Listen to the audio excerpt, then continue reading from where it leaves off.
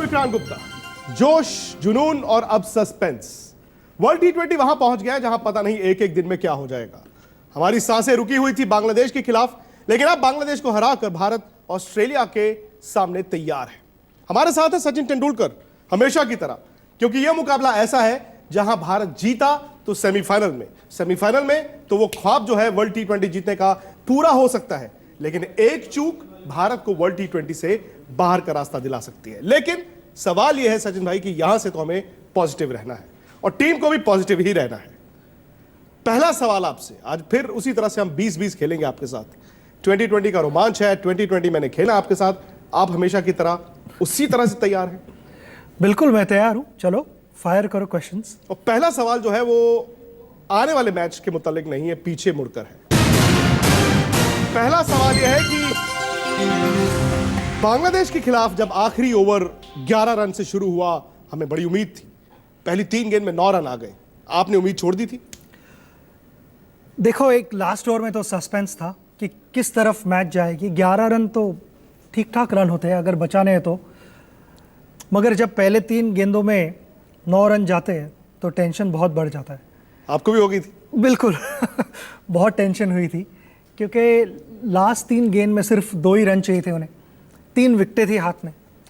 तो अगर उनका बैट्समैन अगर सिंगल लेके जाता और कहता कि चलो लास्ट 2 गेंदों में 1 रन, मगर उसमें एक ट्विस्ट ऐसा होता था कि एक ही टीम हार सकती थी वहाँ से, तो फिर आपकी थिंकिंग चेंज हो जाती है। तो मुझे लगा कि वहाँ पे वो गलत खेले, और जो कि हम कहते कि क्रूशल मोमेंट्स पे विकेट निकालना हम कर पाए। आप कहाँ पर थे उस वक्त? आप मैच कहाँ देख रहे थे? मैं एक्चुअली बाहर था। अच्छा। मैं फ़ोन पे देखे जा रहा था मैच। अच्छा। और हम बॉल बाय बॉल फॉलो कर रहे थे कि कैसे चल रहा है मैच, मगर जब एक्चुअली लास्ट ओवर तक पहुंचा तो बाकी की चीज़ें हम करने भूल गए और सिर्फ मैच देख रहे थे। मुशफिकुर रहमान पहले आउट हुए, फिर महमूदुल्लाह आउट हुए, और फिर आखिरी गेंद तो धोनी ने एक रिस्क ले लिया था। वो समझ गए थे कि ये शायद गेंद मेरे पास आएगी, उन्होंने ग्लव पीछे डाल दिया। आप सब देख रहे थे? मैं इसलिए धोनी को रेट करता हूँ अच्छा, क्योंकि उनकी जो अवेयरनेस है गेम की वो बहुत अच्छी है, और वो जान गए थे कि ये ना अगर बॉल बैट्समैन मिस कर जाता है तो रन आउट करना उनके हाथ में। तो अगर आप ऑब्जर्व करेंगे तो वो पास में भी खड़े थे। देखिए, यहाँ पे धोनी के पास चॉइस है कि वो स्टंप से कितनी दूर खड़े रहे, कितने पास रहे। नॉन स्ट्राइकर के पास कोई चॉइस नहीं, 22 यार्ड्स ही है उसके उतना पास। भागना ही है। तो धोनी को इतना ही ध्यान रखना था कि वो नॉन स्ट्राइकर से कम डिस्टेंस में रहे, और ऑब्वियसली जब बॉल जैसे रिलीज होता है तो नॉन स्ट्राइकर तो भागने ही वाला था, मगर वहाँ से वो कैलकुलेट करके वो कितने पास रहते हैं, वो कैलकुलेशन उनका स्पॉट ऑन था। और वो उन्होंने गेंद फेंका भी नहीं। बिल्कुल, क्योंकि ज़रूरत ही नहीं थी फेंकने की। धोनी वैसे बहुत तेज़ दौड़ते हैं, और इस समय तो और भी ज़्यादा तेज़ दौड़े वो। नहीं, क्योंकि जिंदगी और वो कहते हैं ना कि मौत के बीच वाली बात थी कि आप झूल रहे थे। वो एक पल, वो 5 सेकंड जो है, भारत को ऐसा लगा जैसे जेल से बाहर निकाल गए। मैच की सिचुएशन ही वैसे थी कि लास्ट 3 गेंदों में 2 रन चाहिए थे, फिर विकेटें हम निकालते हैं, फिर भी मैच खत्म नहीं हुई है। लास्ट बॉल तक मैच ओपन थी, किसी भी तरफ जा सकती थी। तो ऑब्वियसली लोगों के लिए एक्साइटिंग था, प्लेयरों के लिए भी था, मगर अगर कहते हैं कि जो क्रंच मोमेंट पे मैच वापस लाना, वो हम कर दिखा पाए। चलिए, अच्छी बात यह है कि एन मौके पर यह सब हुआ, क्योंकि अब भारत मोहाली जा रहा है, और मोहाली भारत जिंदा नहीं जा रहा है, शायद मोहाली भारत हौसले के साथ जा रहा है, क्योंकि सामने है ऑस्ट्रेलिया। वो ऑस्ट्रेलिया जिसे भारत ने ऑस्ट्रेलिया में जाकर हराया था टी20 में, और भारत इस मुकाबले को जीतकर सेमीफाइनल में जाएगा। तो दूसरा सवाल आपकी स्क्रीन पर।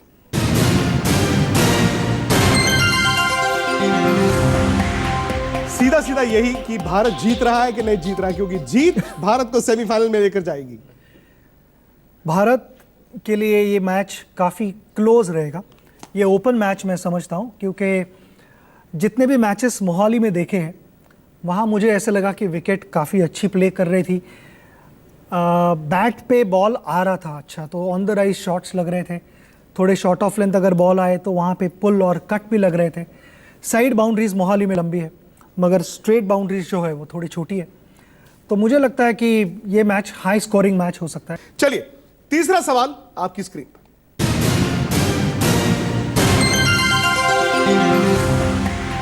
अब जितनी ट्रिकी भारत की पिचेस हैं उतना ही ट्रिकी ये सवाल है। सिर्फ भारत के मैच में हमने देखा है कि रैंक टर्नर भी मिले हैं। हो सकता है कि कोइंसिडेंटल हो सकता है भारत की स्ट्रेटजी हो। क्या ऐसा तो नहीं कि भारत इन पिचेस पर खुद फंस रहा है, क्योंकि वो फेयरलेस क्रिकेट जो टीम खेल रही थी, जो बॉडी लैंग्वेज थी, वो लगता है कि नहीं है? मुझे लगता है ये कोइंसिडेंस है, क्योंकि अगर आप ऑस्ट्रेलिया वर्सेस न्यूजीलैंड की भी मैच अगर आप देखते हो तो वहाँ पे भी बॉल टर्न हो रहा था, थोड़ी स्लो विकेट थी और लो रह रहा था बॉल, तो बल्ले के नीचे लग रहा था। काफ़ी बार जो बिग हिटर्स है, वैसे धर्मशाला का ग्राउंड तो वैसे बड़ा नहीं है, ग्राउंड छोटा है, मगर फिर भी इजीली क्लियर नहीं हो पा रहा था। तो मैं समझता हूँ कि ये कोइंसिडेंस है। भारत के पास स्पिनर्स है अच्छे, मगर मुझे ऐसा लगता है कि हमारे पास जो बैटिंग में फायर पावर है, जो उनकी कैपेबिलिटी है, वो नज़र नहीं आ रही, क्योंकि जो हम मैचेस खेले अब तक वो थोड़े डिफ़िकल्ट पिचेस रहे हैं। वो पिचेस ऐसे नहीं थे कि वहाँ पे जाके आप 170 180 बना दो और आराम से मैच जीत सकते हैं, वैसे नहीं थे। वो क्लोज इनकाउंटर्स थे सारे, और क्लोज इनकाउंटर्स उसी वजह से हुए क्योंकि बैटिंग करनी उस विकेटों पे इजी नहीं थी। टीम में क्या चल रहा होगा, क्योंकि जब इस तरह की सिचुएशन आती है, आप तो अपने 24 साल के करियर में बड़ी बार इस तरह की सिचुएशन से निकले हैं कि यार हर मैच नॉकआउट मैच है, आपको जीतना है, आगे जाना है, जीतना आगे जाना है। उस वक्त टीम क्या सोचती है? वो ये सोचती है कि जीत कर आगे जाना है, या ये मन में होता है कि हार गए तो बाहर हो जाएंगे? मुझे नहीं लगता कि टीम ये सोच रही होगी अगर हम हार जाते तो बाहर हो जाते। टीम इस समय यही सोच रही होगी कि हमें और एक मैच जीतना है। हमने ऐसे बहुत बार किया हुआ है पास्ट में जी, कि डिफ़िकल्ट सिचुएशन में आते हैं और जब हमें हर मैच जीतनी होती है, हम जीत पाए हैं और इवेंचुअली ट्रॉफी भी जीते हुए। क्योंकि आप जब जैसे अगर 2011 का आप वर्ल्ड कप भी देखो तो क्वार्टर फाइनल से अगर आप हारते तो बाहर हो जाते, तो वैसे ही आप ऑस्ट्रेलिया के साथ माइंडसेट वैसे ही रखना है। तो टीम एक ही बारे में सोच रही होगी कि हमें जीतना है ये मैच, और कन्विंसिंगली जीतने की कोशिश करेंगे। हर टीम को चैलेंजेस आते हैं, कोई भी टूर्नामेंट आप देख लो, हर टीम को चैलेंजेस आते हैं। मैं यही उम्मीद करता हूं कि हमारे चैलेंजेस हमारे पीछे अभी, और आगे थोड़े ठीक ठाक गेम्स रहेंगे जहां पे थोड़े कंफर्टेबली जीत पाएंगे। चलिए, ये बड़ी बात है कि हम संघर्ष करके जो टीम आती है, ये भी होता है कि बड़ी टूर्नामेंट में आप जब स्ट्रगल कर करके आते हैं तो फिर आपके लिए रास्ता और आसान होता है ऊपर जाकर। कई टीमें बहुत अच्छा खेलती है, एक दिन बाहर। रास्ता आसान नहीं होगा, मगर अगर कंपेयर करोगे कि पहले जैसे मैचेस हुए, उससे मुझे लगता है कि शायद थोड़े इजी मैच हुए। लास्ट बॉल तक नहीं जाएगा, लास्ट बॉल तक नहीं जाएगा। हमें तो जीत चाहिए। और जैसे सहवाग ने, आपके साथी सलामी बल्लेबाज, उन्होंने कमेंट्री में कहा था लास्ट ओवर में, जिसके दिल कमजोर है, जिसका दिल कमजोर है वो इस मैच को ना देखे। तो हम यही चाहते हैं कि भारत की जीत हो और कमजोर दिल वाले भी जो है उस मैच को देख पाए। अगला सवाल ले लेते हैं आपकी स्क्रीन पर।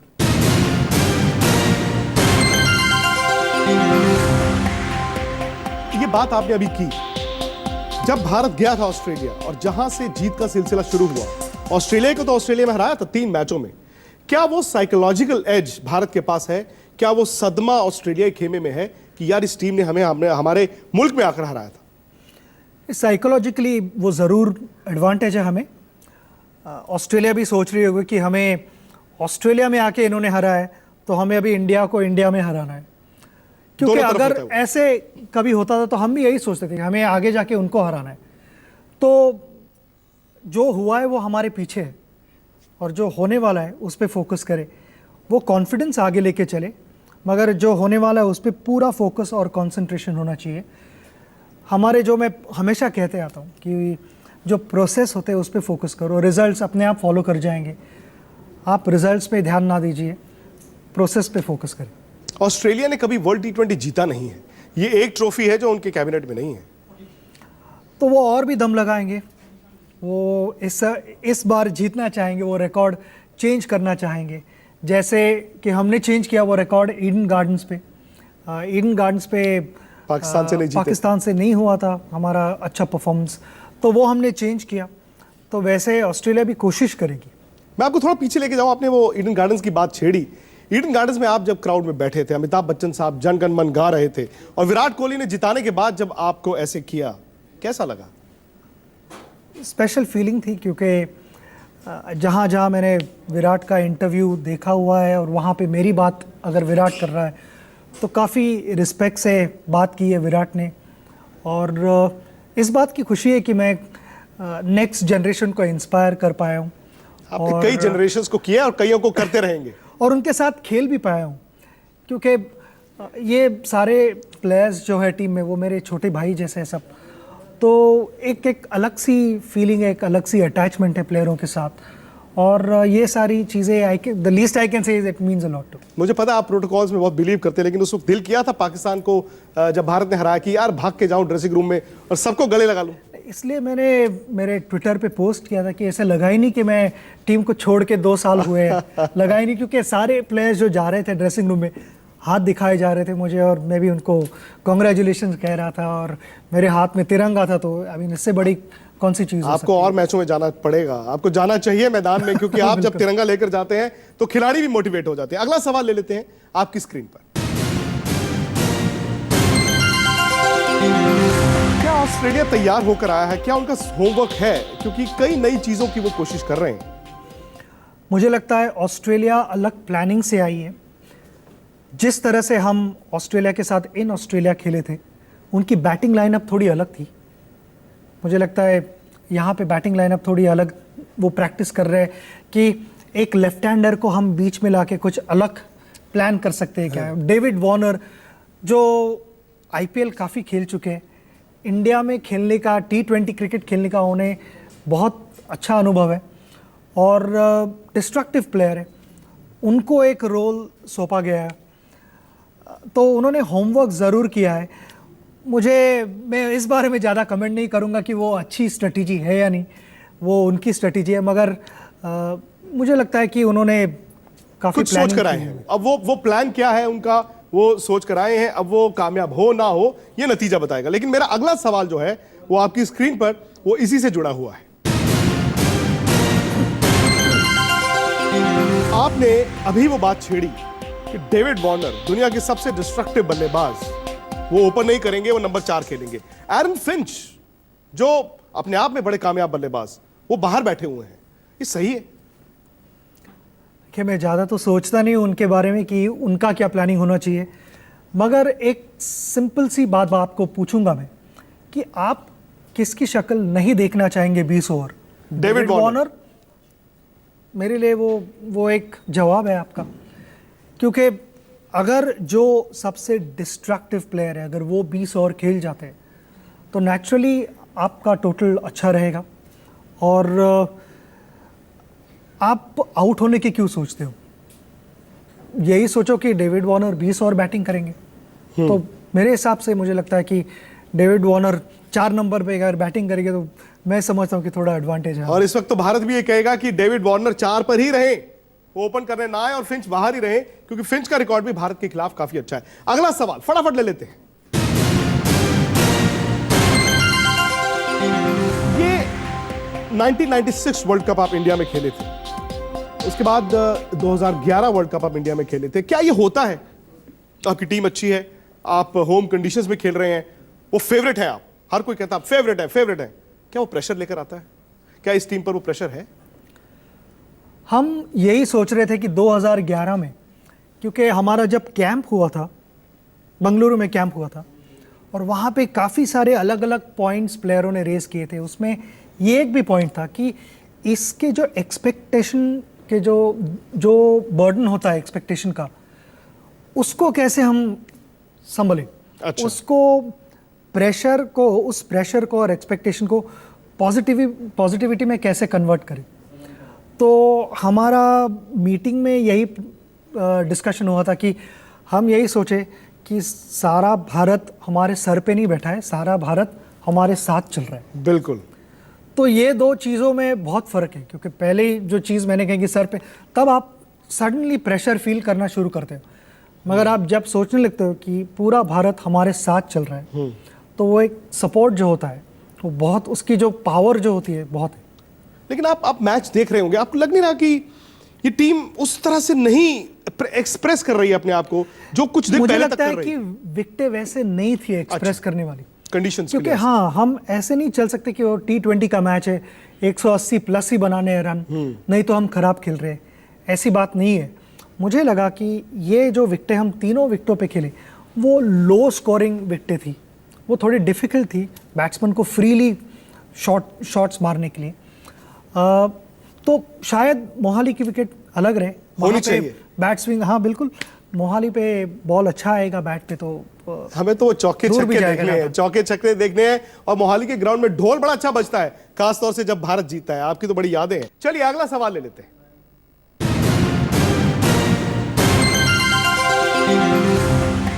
ये कहानी बड़ी पुरानी है, 70s 80s में सुनील गावस्कर, 90s और उसके बाद फिर सचिन तेंदुलकर। आज की टीम विराट कोहली पर बड़ा निर्भर कर रही है कि विराट आउट हो गए, अरे अरे ये क्या हो गया, विराट है तो सब कुछ ठीक है। सहवाग ने उस दिन बोला कि पाकिस्तान में भी कहते हैं कि गोली से डर नहीं लगता, कोहली से लगता है। नहीं, उनकी कंसिस्टेंसी बहुत अच्छी रही है। और अगर आप पिछले कुछ टाइम में देखें तो उन्होंने अपनी बैटिंग कुछ अलग लेवल पे लेके गए हैं। और मुझे एक अच्छी चीज़ उनकी फैसिनेट करती है कि वो खुश है मगर सेटिस्फाइड नहीं है, हंगर दिखाई देता है और वो बहुत अच्छी क्वालिटी है। लेकिन ज्यादा उन पर ओवर डिपेंडेंस, आई थिंक ऐसे टीम में हमेशा आपको प्लेयर दिखेंगे जो कंसिस्टेंटली परफॉर्म करते हैं, तो ऑपोजिशन भी उनके ऊपर ज़्यादा प्लानिंग करती है, ज़्यादा टाइम बिताती है टीम मीटिंग्स में, उनके वीकनेसेस देखती है, उनके स्ट्रेंथ्स देखती है और यही डिसाइड करते हैं कि जहाँ पे स्ट्रॉन्ग है वहाँ पे ज़्यादा बॉल ना दे उन्हें मारने के लिए, जहाँ पे वो अटैक नहीं करते वहाँ पे गेन करते रहो। तो ये सारी चीज़ें सभी करते रहते हैं, मगर इवेंचुअली मैं यही कहूँगा कि वो प्लेयर स्टैंड आउट होते हैं, वो ज़्यादा कंसिस्टेंटली परफॉर्म करते हैं। चलिए अगला सवाल ले लेते हैं। हम तो ये चाहेंगे कि विराट पर अगर ओवर डिपेंडेंस है कोई बात नहीं, हर मैच में वो रन बनाते रहे। अब कितने मैच रह गए? 3 रह गए। ऑस्ट्रेलिया सेमीफाइनल, फाइनल, कम से कम 3 मुकाबलों में ओवर डिपेंडेंस हो पर वो रन उनके बल्ले से निकलते रहे। अगला सवाल ले लेते हैं।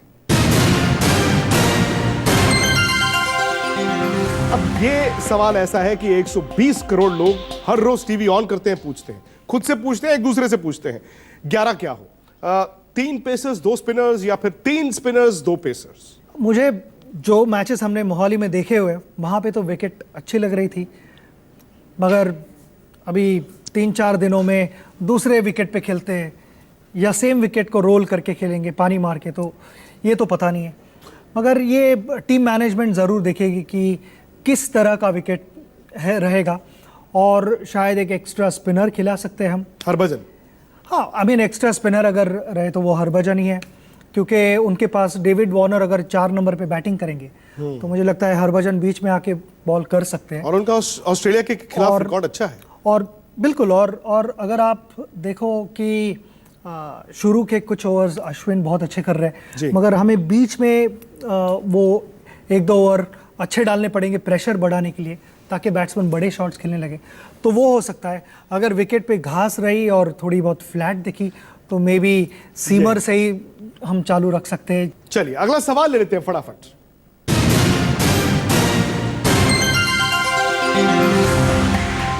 रोहित शर्मा का रिकॉर्ड ऑस्ट्रेलिया के अगेंस्ट, और रोहित ने रन नहीं बनाए अब तक, लेकिन रोहित ने 15 दिन पहले तक जो रन बनाए थे और खास तौर से जो ऑस्ट्रेलिया में जाकर धज्जियां उड़ाई थी, वो उम्मीद बांधता है कि रोहित आएंगे, वही रोहित आएंगे और उसी तरह से छाएंगे। रोहित एक क्लास प्लेयर है और मैं हमेशा देखता हूँ तो उनका बैट स्विंग जो है वो मुझे बहुत पसंद आता है। लोग काफ़ी बात करते हैं रोहित की, वो लेज़ी एलिगेंस की, मगर मुझे लगता है इतना अच्छा क्योंकि उनका बैट स्विंग अच्छा है। तो ऐसे नहीं आते वो। हाँ, आई मीन जर्की नहीं है और स्मूथ है एकदम बैट स्विंग, और इसलिए जब रोहित के बल्ले पे बॉल लगती है तो वो काफ़ी दूर जाती है। मैं यही उम्मीद करता हूँ कि मोहाली में और ज़्यादा दूर जाए। बिल्कुल, क्योंकि रोहित के पास वो टैलेंट है, वो एबिलिटी है। देखिए, हर बैट्समैन कभी ना कभी उसके कुछ इनिंग्स यहाँ वहाँ बीच में ख़राब हो जाते हैं, और इसका मतलब ये नहीं कि वो आगे जाके परफॉर्म नहीं करेंगे। उन्होंने किया हुआ है इन रीसेंट पास अच्छा परफॉर्मेंस, और ये मैच बहुत अच्छा मौका है। और अगर आपके सलामी बल्लेबाज रन बनाते हैं तो फिर आप ऐसे फैलते हैं, आप इस तरह से जाते हैं। अगर आप, क्योंकि दोनों रन नहीं बना रहे, दिक्कत सिर्फ रोहित नहीं है, शिखर भी है। होपफुली इस मैच में दोनों रन बनाएंगे। वही जो मैंने आपसे अभी पूछा कि पावर प्ले की जो 6 ओवर हैं, अब चूंकि विकेट्स भी ऐसी हैं, लेकिन भारत फायदा उठा नहीं पाया बल्लेबाजी में 6 ओवर्स का। जिस तरह से ये खेल रहे थे उस तरह खेल नहीं पाए। मैं फिर वही दोहराना चाहूँगा कि विकेटें थोड़ी अलग थी, शायद मोहाली में हमें कुछ अलग दिखाई दे क्योंकि बॉल वहाँ पे आएगा। जो पिछले 3 मैचों में हम विकेटों पे खेले वहाँ पे नया बॉल भी उसको ग्रिप मिल रहा था कि अगर आप कोलकाता की भी मैच देखें तो जिस तरह से अश्विन को बॉल ग्रिप मिल रही थी उसे, और रविंद्र जडेजा तो उन्होंने तो कमाल की बॉलिंग की, वो लिटरली मिडिल लेग पे बॉल कर रहे थे और वहाँ से बॉल घूमे जा रहा था। और T20 मैच को एक कंसिस्टेंटली स्लिप लगा के बॉलिंग करनी और एक भी बॉल इधर उधर ना देना, काफ़ी स्किल चाहिए। आजकल तो नई चीज उन्होंने यहाँ से फेंकना शुरू कर दिया है। बिल्कुल, क्योंकि यहाँ से और एंगल अलग हो जाता है, बॉल आपकी तरफ आ रहा होता है और वहीं से अगर बॉल स्किड कर जाए और आप टर्न के लिए खेलो तो आपको कोई चांस है नहीं। अगला सवाल ले लेते हैं क्योंकि हम उस दौर में पहुंच गए हैं जहां यह साफ है, जो बातचीत से नजर आ रहा है वो ये कि मोहाली में कंडीशंस थोड़ी अलग होनी चाहिए क्योंकि ये टीम उन कंडीशंस में और भी बेहतर खेलती है। लेकिन प्रेशर दोनों टीमों पर है, इसमें कोई दो राय नहीं। अगला सवाल ले लेते हैं।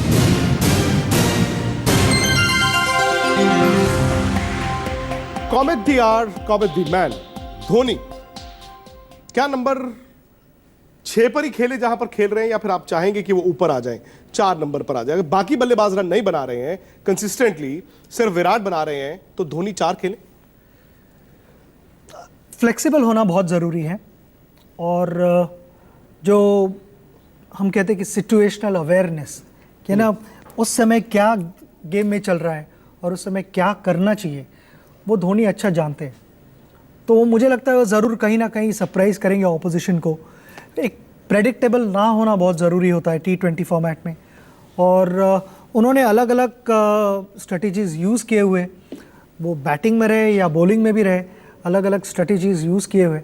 तो मैं समझता हूँ कि कहीं ना कहीं तो धोनी सरप्राइज़ करेंगे। वो किसी से बात करते हैं, खुद ही सोच लेते हैं? जैसे 2011 वर्ल्ड कप फाइनल था, उठाया बैट चले गए या बातचीत हुई थी ड्रेसिंग रूम? आई थिंक मैं तो ड्रेसिंग रूम के अंदर था, मगर ज़रूर गैरी के साथ बात हुई और कभी ऐसे डिसीजन वो नहीं लेते जहाँ पे ना टीम को पता ही नहीं है कुछ।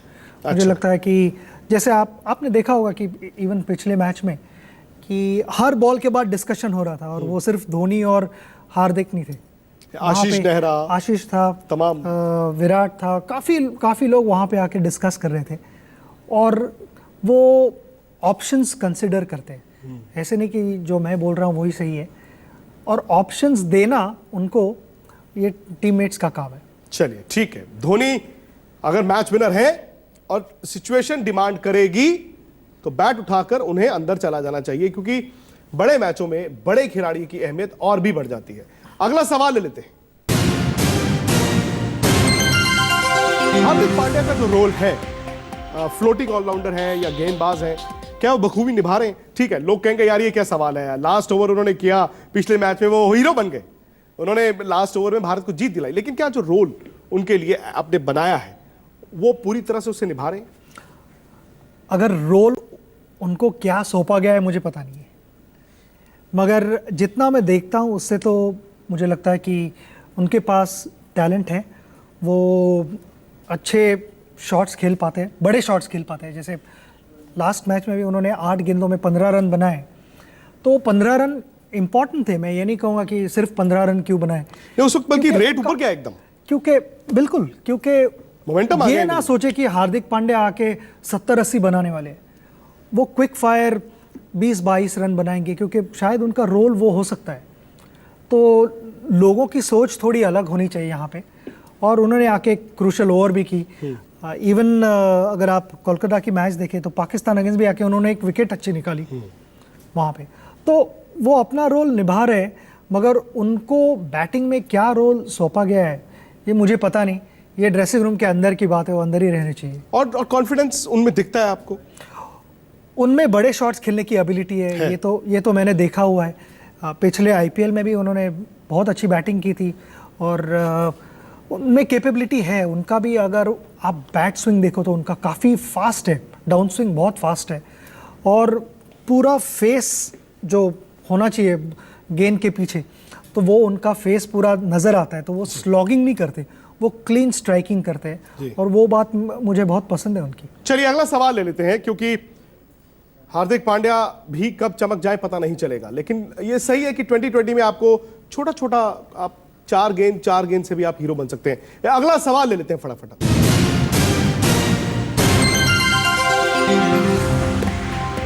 भारतीय स्पिनर्स जो बॉल डाल रहे हैं, क्या वो इस मैच के डिसाइसिव फैक्टर होंगे? क्योंकि अश्विन, जडेजा, यहां तक जितना युवराज से कराया या रैना से कराया, उन्होंने भी अच्छी गेंदबाजी की है। ऑस्ट्रेलिया के खेमे में खौफ होगा। ये ग्राउंड थोड़ा अलग है, बाकी ग्राउंडों से थोड़ा बड़ा है। जैसे नागपुर में तो साइड बाउंड्रीज बड़ी है, तो ये ग्राउंड जिस तरह से नागपुर का ग्राउंड था वैसे ही बाउंड्री लाइंस इस ग्राउंड के भी है। साइड में थोड़े बाउंड्री लाइंस लंबे हैं, तो शायद स्वीप मारे हुए अच्छे टाइम के बॉल भी अंदर रह सकते हैं, सही बात, बाहर नहीं जाएंगे। जब बंगलुरु में वैसे बाउंड्री लाइंस थोड़े छोटे होते, तो वहाँ पे क्लियर करना आसान होता है। यहाँ विकेट अच्छी है तो डिस्टेंस ज़रूर मिलेगा जैसे बैट्समैन मारते हैं तो, मगर लंबे ग्राउंडों पे आपको अगर देखें तो आप 2-2 रन भी गैप में खेल के भाग सकते हो। और ऑस्ट्रेलियंस अच्छे एथलीट है, वो उनकी रनिंग बिटवीन द विकेट्स बहुत अच्छी है, तो वो ये भी देखना चाहेंगे कि अगर फील्डर बिल्कुल पीछे है तो क्लियर करने मत देखो, गैप में खेलो। चौका मार सकते तो ठीक है, नहीं तो 2 रन मिल जाएंगे। शायद डाइव मार के फील्डर ने रोका बॉल तो शायद 3 रन भी मिल सकते हैं, क्योंकि बाउंड्री लाइंस लंबे, थ्रो भी आने में टाइम लगेगा। स्पिनर्स को उतनी हेल्प नहीं मिलेगी मुझे लगता है। अगर हेल्पफुल विकेट रहेगी तो भी उतनी हेल्प नहीं मिलेगी जितनी बेंगलुरु में और कोलकाता पहले मैच में मिली है, उतनी हेल्प तो नहीं रहेगी।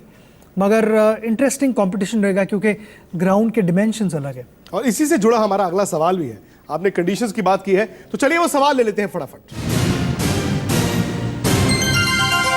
मोहाली नया ग्राउंड है, बहुत ज्यादा पुराना ग्राउंड नहीं है, लेकिन इंडिया के लिए लकी बड़ा रहा है। आपने वहां पर खुद के रिकॉर्ड तोड़े हैं, और 2011 सेमीफाइनल पाकिस्तान के खिलाफ हम भुला नहीं सकते। क्या ये मैदान एक बार फिर भारत के लिए किस्मत लेकर आएगा? फिर से वहां पर बल्ले बल्ले और भांगड़ा होगा? होना चाहिए, मौका है।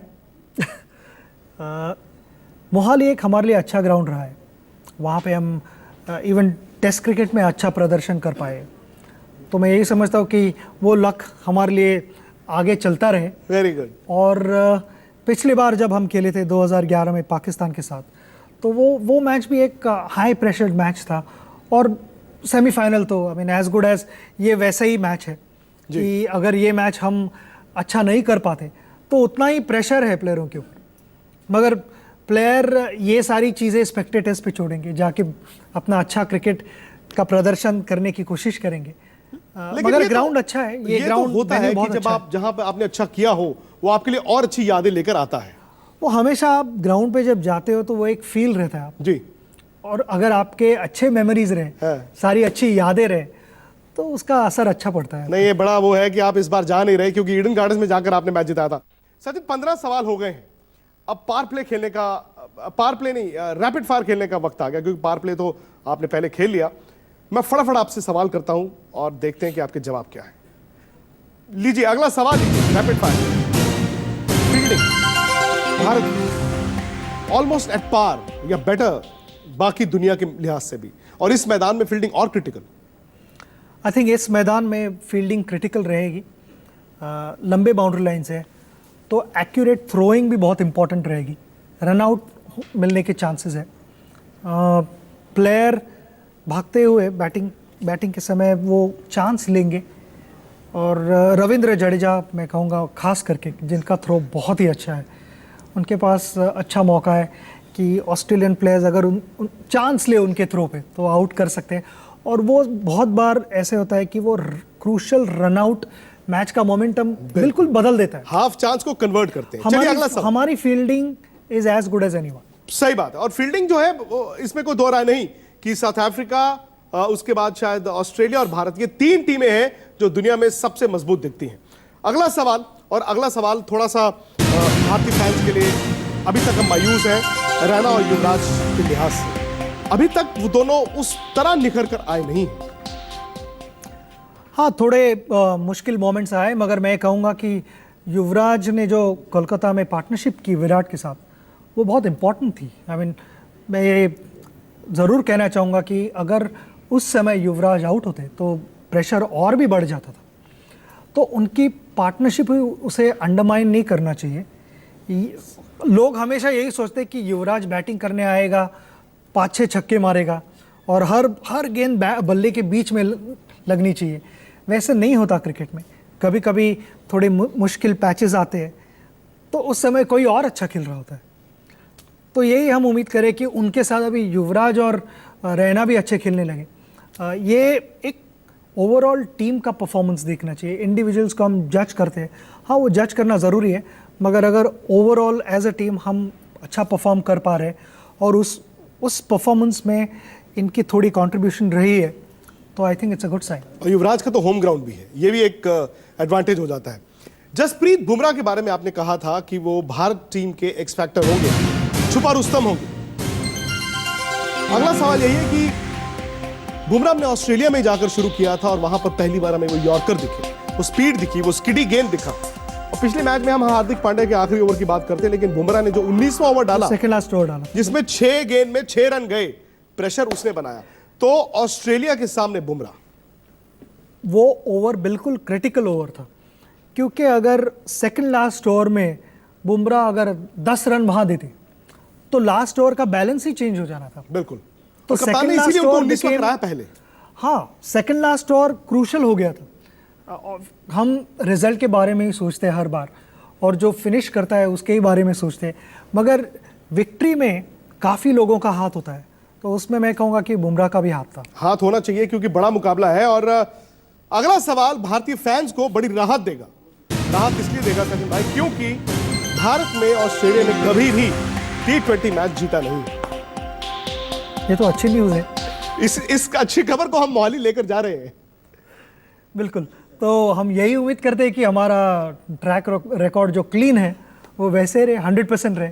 और एक अड़चन जो भारत ऑस्ट्रेलिया में हाल पिछले आप 1.5 साल की क्रिकेट देखें, उसी के मुतालिक है हमारा अगला सवाल।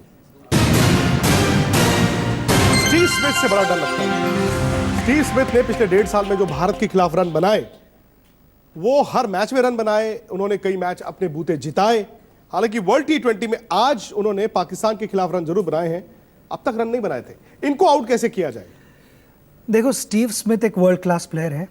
उन्होंने सभी को सरप्राइज किया है उनकी कंसिस्टेंसी से।